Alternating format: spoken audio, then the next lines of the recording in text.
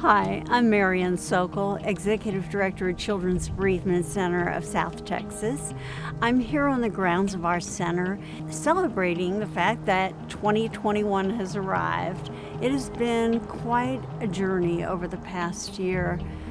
We've never faced a pandemic, and being at a children's grief center during a pandemic has really been a challenge, as you can only imagine.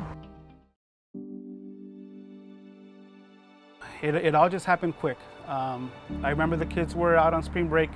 I was working out of the office. I remember being out to lunch and getting all these notifications on my phone. Schools are locked down. Kids aren't going back to school. School's been extended for a spring break. Within 2 months from that, I believe, is when we found out that my father-in-law got sick. He got sick on Father's Day weekend. My mom decided to take him into the hospital because she would tell him, put on your socks or to do something, and it wasn't registering in my dad's head. She says, you know what, I need to take you to the hospital. So she pretty much went, and I was on the phone with her when she dropped him off. And all I could think in my head was, hug him, because we don't know if we're gonna pick him up. And then his birthday came and we couldn't see him. We had to FaceTime him. And he was so sick that he couldn't talk whenever we FaceTimed him. And then he died 5 days later. After that, and that was the hardest part, is not being there with him. He was alone.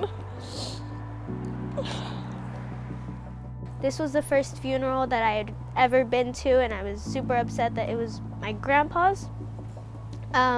We weren't allowed to hug anybody. We weren't allowed to touch him.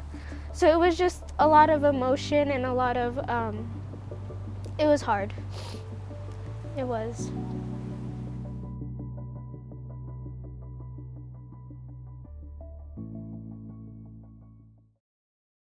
To deal with the death of a family member, it's always challenging, but I think it's even harder now because it's harder for families to be together.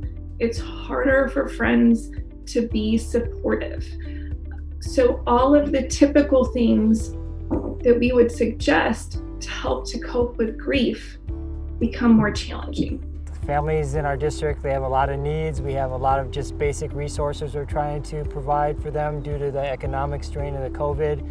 There's a lot of loss and grief due to, family members losing other family members and kids dealing with loss of grandparents or parents or siblings.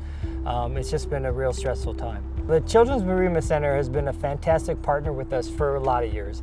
And so what's happened is they will come into our campuses and do support groups for kids who have lost loved ones. And now with COVID, it's just more intensified, but we've been doing virtual groups. So they've done like a secondary level group and an elementary school group for students online. And so it's worked out really, really well.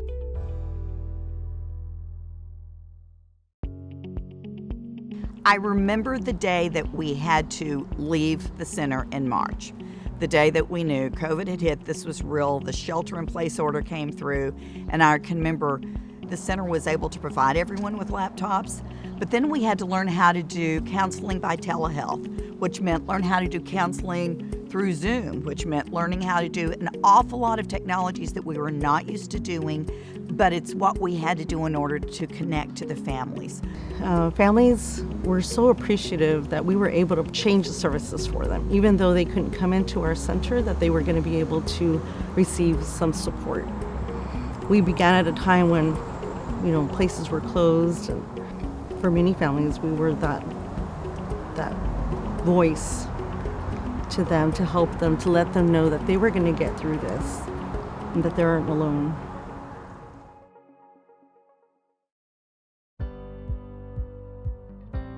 My bereavement counselor told me the 5, 4, 3, 2, 1 senses were 5 things you can see, 4 things you can smell, and just so on with all your senses. We would go over some things to calm us down if we ever get really nervous or scared or have kind of an anxiety attack. And it's just really calming to get your feelings out and stuff like that. In this dark and horrible situation that COVID has created, thank you for being my out. Thank you for being my safe place and helping me know that it is okay to cry. It is okay to mourn and grief, and everyone's grief is different. And she helped me realize that it's okay to feel the way that I do feel.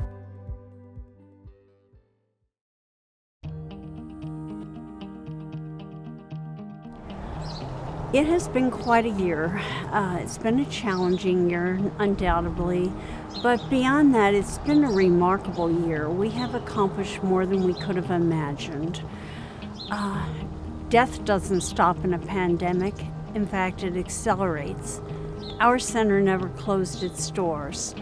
We pivoted. We started to see children through telehealth, electronically. We brought the littlest ones in as best we could, face-to-face, staggering days with masks and all precautions. Still, it's been a bit overwhelming.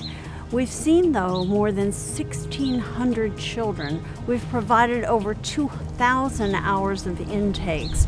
We've had more than 4,200 counseling sessions, all during a pandemic. Because grief doesn't stop, hurt doesn't stop, death doesn't stop. We continue to need your help more than ever before. With over 2,000 deaths, those are statistics. We see the faces, we see the children, we hear the stories of how Daddy went to the hospital and didn't come home, and how Grandma and Grandpa both died without being able to say goodbye to them. There are so many hurts there that we need to help heal. We can't do it without your help. So I want to encourage you to continue to give, continue to support, because death doesn't stop, and neither will we.